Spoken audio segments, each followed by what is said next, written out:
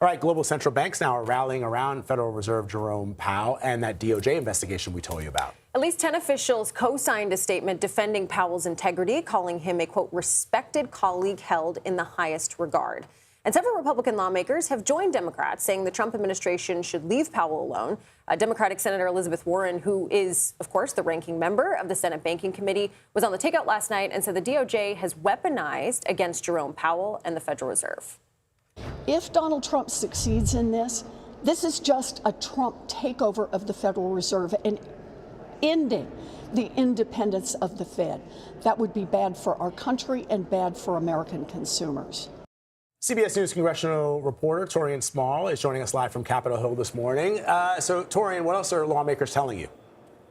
Yeah, so Kelly and Vlad, yesterday we were really trying to get a thumb or a pulse on where lawmakers, especially Republican lawmakers, stand on this. House Speaker Mike Johnson kind of skirted around the question of whether or not this seems inappropriate to target, for the DOJ to target Jerome Powell. He said that he'll let the investigation continue out before he releases his thoughts on the matter. And Leader Thune had an interesting statement. He said he believes that Fed independence is important, but he hasn't yet seen the allegations himself to form an opinion. Of course, there are a few Republicans, as you mentioned, that are siding with Democrats, saying that there appears to be some bias here against the Department of Justice, against Powell, for him not moving speedy enough on lowering interest rates for the president's liking. Speaking of the president, he just put out a post on his Truth social media site saying that inflation is down. If we have that graphic, we should put it up, saying that inflation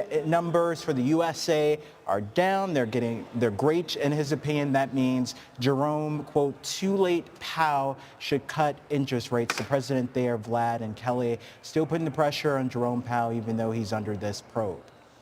It's going to be really interesting at the end of the month with that next Fed decision. I think all the reporters, including myself, we will be pressuring Powell. You know, what's your response to this, especially when the president continues to make statements like that? We're also following another big story, Taurean. Former President Bill Clinton and Hillary have been subpoenaed to testify as part of the oversight panel's Epstein investigation. How likely are they to show up?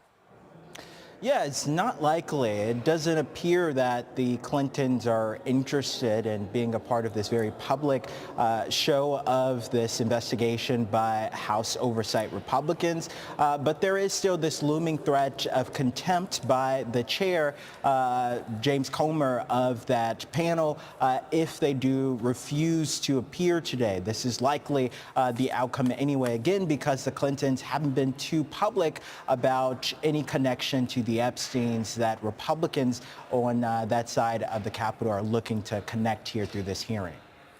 All right, Taurean Small, thank you.